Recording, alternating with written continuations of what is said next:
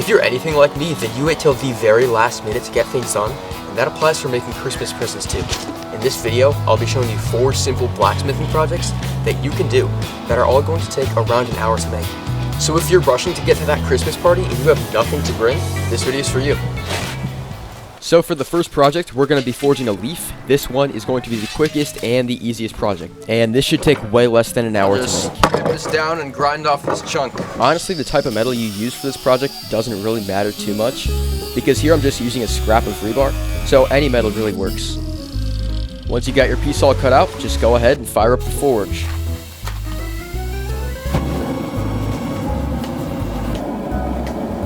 So the first thing you're going to want to do is just flatten this out to a point. If you want a longer, more thin leaf, then you can make the point longer. But if you want a smaller leaf, then make the point smaller. Make a little notch right here, so just hammer it on the end of the anvil. Then rotate it back and forth. Then what you can do is flatten it out right here.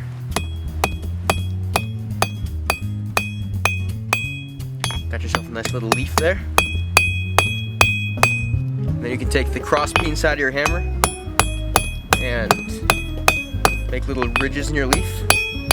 This step isn't crucial to the process, but it just gives the leaf a nice look.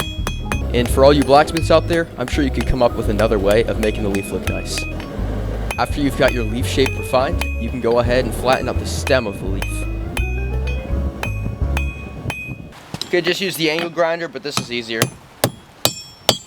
Now for this specific leaf, I'm making it into a keychain. So you just want to give yourself some room so you can bend the material over and make a nice little loop. There we go. Nice.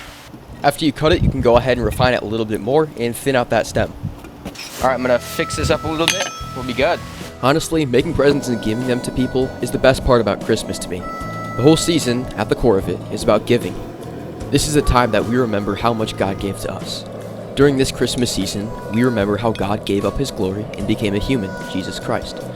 He did this so that he could live the life that we should have lived. He died the death on the cross that we should have died. For those who have put their faith in Jesus, we can rest assured that our sins are forgiven. Giving Christmas presents is just a reminder for how much God gave to us. Alright, I'm gonna make some little lines in here now. Just remember for this step, keep the leaf at a nice low heat. You don't want it getting too hot for this part, so keep it pretty cool. Just brush that off a little bit. That's good. Nice. Alright, that's the first project. It looks like it's complete.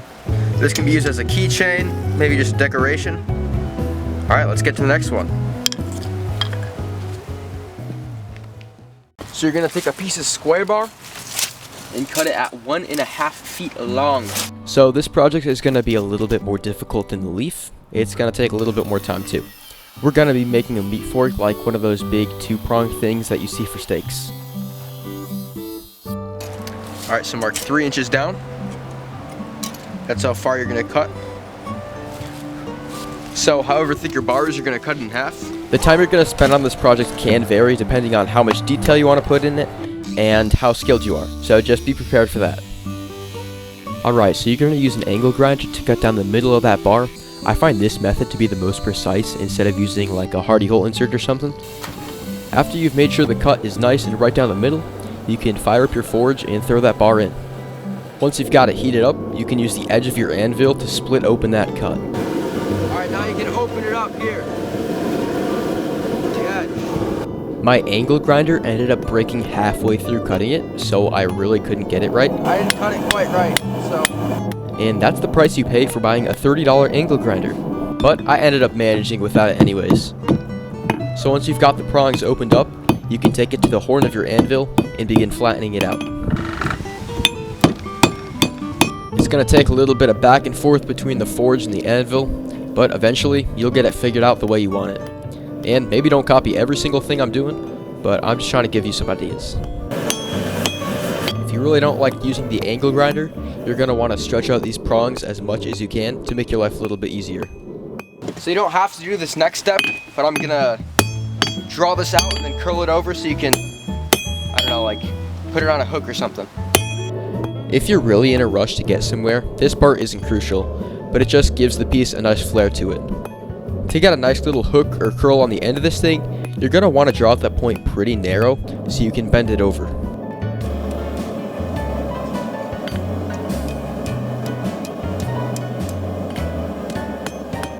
You could just leave it with that one little curl, but I decided to add a little bit extra and curl it over one more time.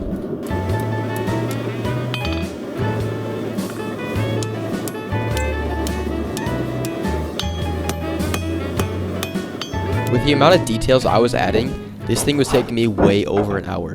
But I was trying to go a little bit over the top here, and I decided to add some twists in. Just make sure the fork prongs and the hook are aligned, because it's really easy to mess it up. And just to add one more little flair, I decided to twist the bottom the opposite direction from the top. So I got this thing all forged out, and now it's time to grind it.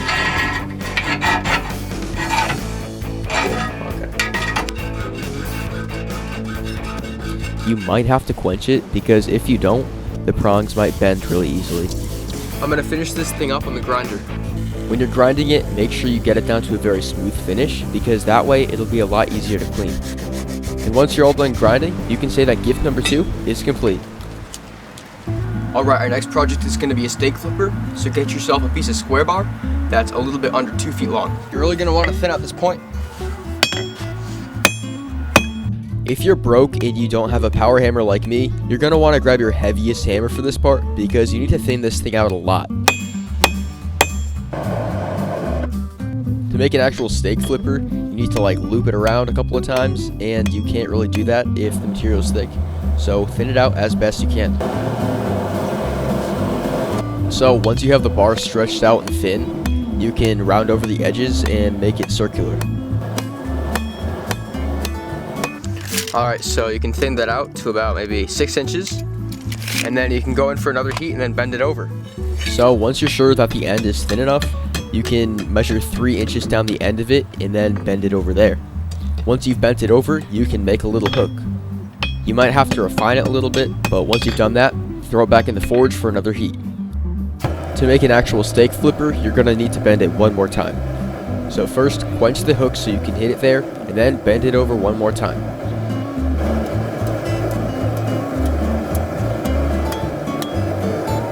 Now that you've got the hook all forged out, you can work on forging the end of it. At this point in the video, I think all of you know how to thin out metal, so I'll speed up the process for you guys. If you want to, you can make another hook or curl on the end of it. I'm trying to copy the hook from the meat fork because I'm going to make this into a set.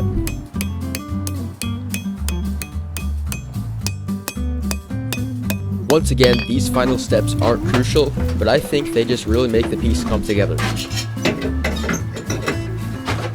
Because I was trying to make this identical to the meat fork, I flipped it around and twisted the top the opposite direction from the bottom.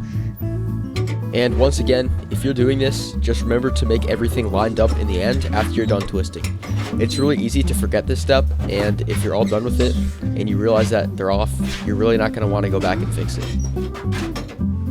I'm going to normalize this a little bit just because it's gone through so much stress. Just let that sit for a minute. As one final step, you can normalize and quench the hook just so it doesn't bend or snap later on. And with that final step complete, you're done. So for the fourth and final project, and in my opinion the coolest, we're going to be making a fire poker. This is probably going to be the most difficult also, because you will have to forge weld.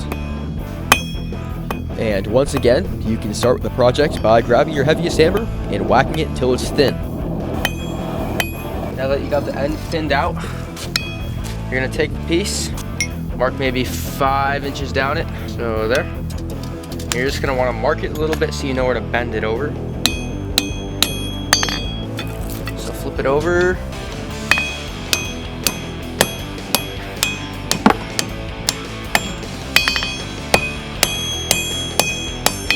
Alright, we're just going to brush that out, make sure there's nothing in there. Put some flux in it, and then we're going to throw it back in the forge. When forge welding, you're going to want your joint to be as clean as possible, and make sure there's no bits of metal in there. You should also sprinkle some borax powder in there because it acts as a bonding agent and allows the two pieces of metal to join together. This little spoon I made, I'm so proud of it, wow. So when you're forge welding, you want your metal to be just below melting point, so it's basically on fire, and then lightly tap it into place. Just make sure you don't hit it too hard like I did, because then it will break apart.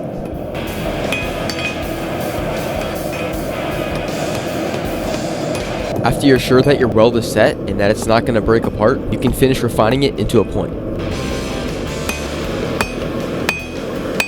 Alright, just like the meat fork, just thin that end out. You can make a hook on it. At this point, I think you all understand how to make a hook. Just hammer it till it's thin and then curl it over.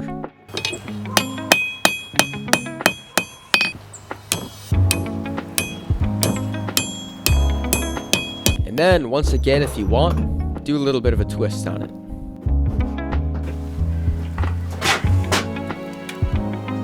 Alright, we're gonna quench this! I mean, you don't really need to quench it, but because it's gonna be poking logs and stuff, I didn't really want it breaking apart or bending.